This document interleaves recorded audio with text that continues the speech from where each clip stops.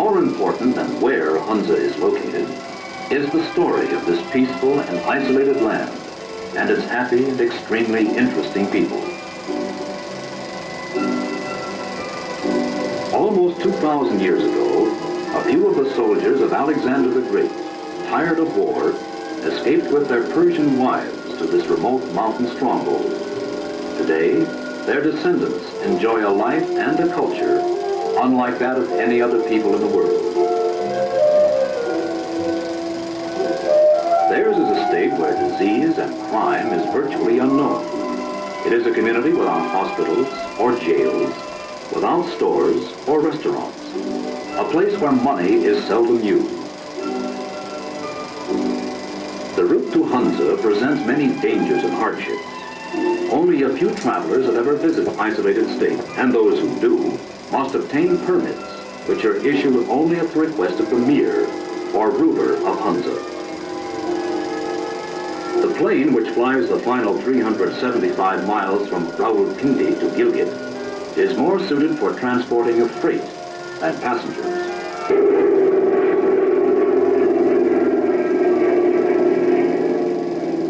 So hazardous is this route through the mountain passes that only when weather conditions are ideal will the plane depart.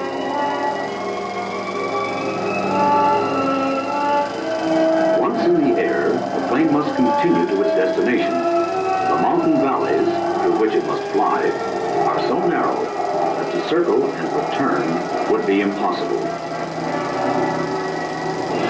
Mountain ranges rising from 20 to 25,000 feet exceed the ceiling of the heavily loaded DC-3.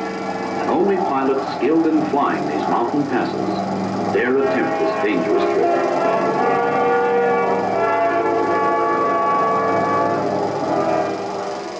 After landing at Gilgit, our camera party must clear their travel permits with the local officials and transfer luggage and equipment to jeeps for the final 68 miles to the capital of Hunza, Balti. For centuries, the rough trail to be followed by these overloaded jeeps echoed only to the footsteps of the men and animals of the caravans that carried trading goods from China, Tibet, Mongolia, and Russia to barter with merchants and traders of Kashmir and northern India. For the caravans of the past, the dangers of the road were multiplied by the warlike Hunza Khuts, who levied tribute on all who entered their kingdom, occasionally killing the members of the caravan and taking their goods and animals. Only in recent times have these practices been abolished, but the natural hazards of this serpentine road are as real today as they were hundreds of years ago.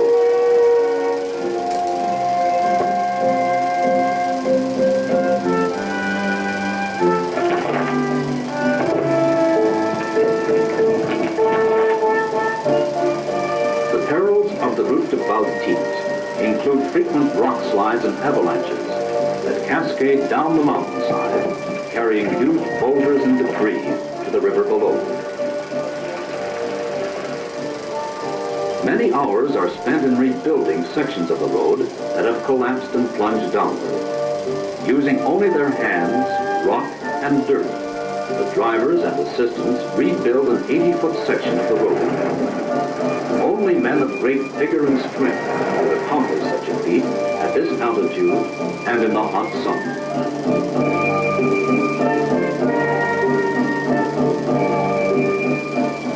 Once past the roadblocks, miles of tortuous roads remain ahead. Suddenly, the trail ends at a cliff, where a small cable car is hanging over a raging torrent of icy water 300 feet below. There is no choice but to go, as it would be impossible to turn around. The aerial tram across the chasm is propelled only by the muscle power of several old men from a nearby village, a lesson in endurance and physical health.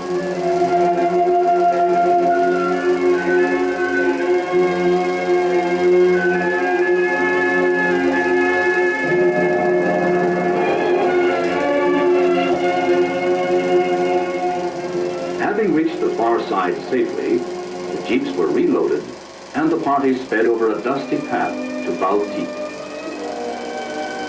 Approaching the capital, the jeeps pass the carefully terraced fields and irrigation ditches. From these plots of land come the crops that support more than 40,000 Hunza cuts, living in this mountain-sheltered valley and its several villages. Over the centuries, the Hunza cuts have created farmlands by terracing the lower slopes of the hillsides that border the valley.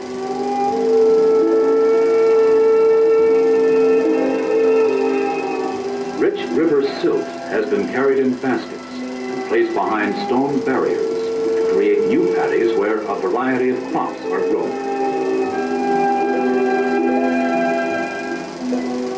These man-made fields yield a rich harvest of grains, including wheat, barley, and buckwheat, which provide the enriched flours used for bread and other basic foods.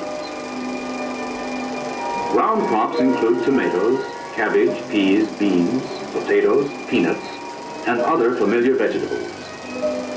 Isolation and altitude tend to protect the crops from parasites and diseases, common to plant life in most areas of the world. Vegetables and fruits thrive in the warm summer sun, and their perfection of size and flavor is believed to be due largely to the high mineral content of the milky waters that flow from the glaciers of the Himalayas, through the mountain streams, and into ditches that irrigate the fields and orchards.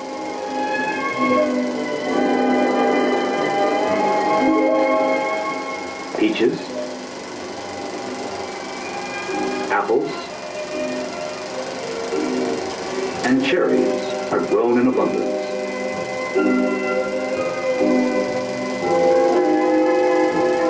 Grapes are dark and produce a fine domestic wine. Some of the wine is fermented into a vinegar used for cooking and also to season fresh vegetables. Most important of all fruit is the apricot. Not only is it enjoyed when fresh or dried, but from the kernel of the apricot, an oil is extracted, becomes an important element in the diet of the Hunza cuts. Apricot oil is rich in organic copper and vitamins and serves as an excellent substitute for natural animal cooking fats. It is also used as a cosmetic by the women. The process of extracting oil from the apricot kernel engages the energy of men, women, and children. The seed of the apricot is split open and its contents crushed in an ancient stone mortar.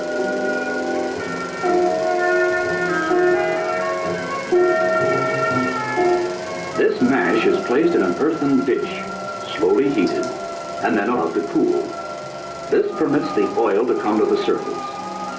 A simple ladle is used to empty the oil into a container for future use.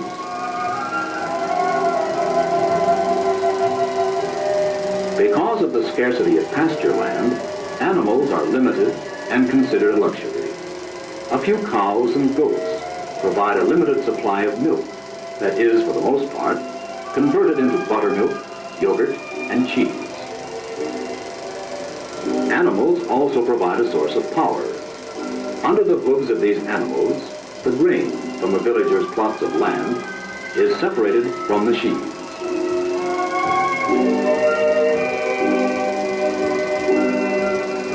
Water diverted from a stream is directed to a stone mill where the grain will be ground into flour. The miller grinds each family's grain and for his efforts is provided the food and other necessities that are needed to support his family.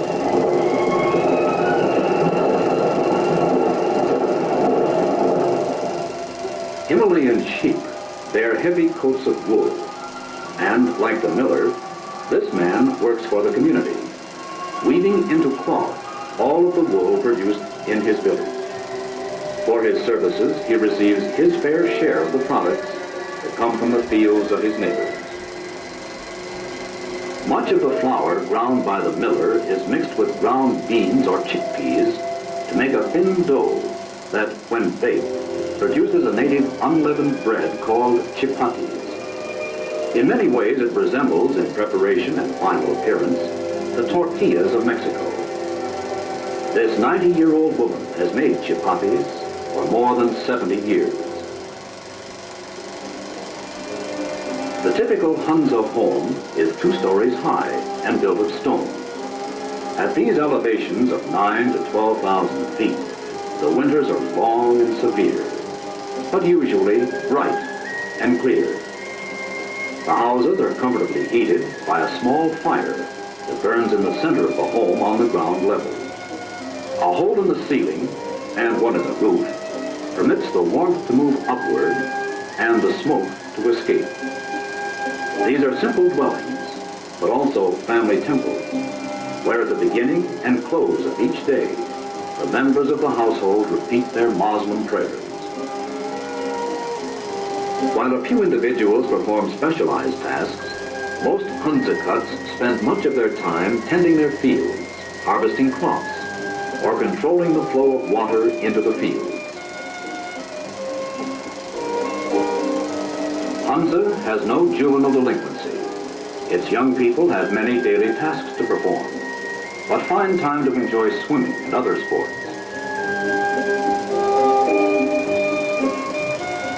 These young women are panning for gold in the sandy gravel that lies beneath the fast-moving waters of a mountain stream.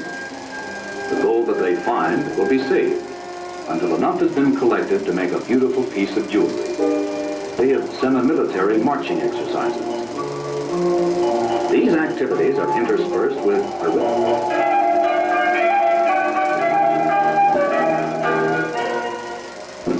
education was provided only for boys, but today, Scoop Jamo Khan, the leader and final legal authority over all of the people of Hunza. For 600 years, members of his family have ruled this region. In 1947, Hunza joined Pakistan as an independent state, but the Mir retained his title and authority over his people. Guided by the teachings of the Quran and the reforms introduced by his grandfather, the Mir Nizam Khan, the present Mir, Jamo Khan, serves as both the civil and spiritual leader of his people. Mir maintains daily contact with each village, and very little that occurs in Hunza escapes his attention.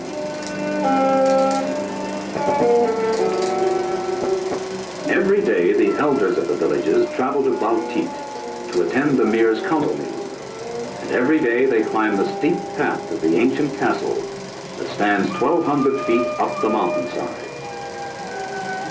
Here they report the happenings of the villages and discuss problems to be solved.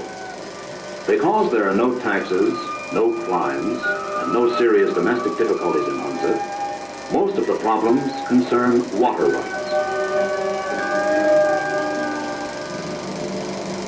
Each individual presents his arguments and the council by vote makes a decision. Although the Mir usually supports the council's point of view, he has, as absolute ruler, the right to veto or reverse their decision.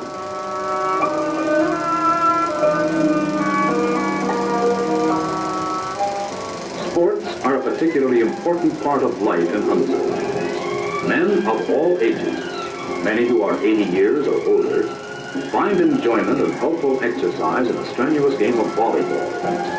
The Hunza cuts are not aware of age, and even the altitude and hot sun fail to discourage these older men from taking part in this hotly contested game.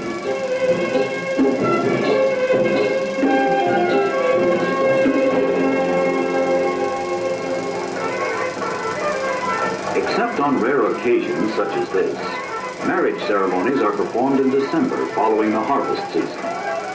The couples to be married participate in a mass wedding, which is attended by the Mir, the Rani, and most of the villagers. All who attend, but especially the brides and grooms, are dressed in their finest attire.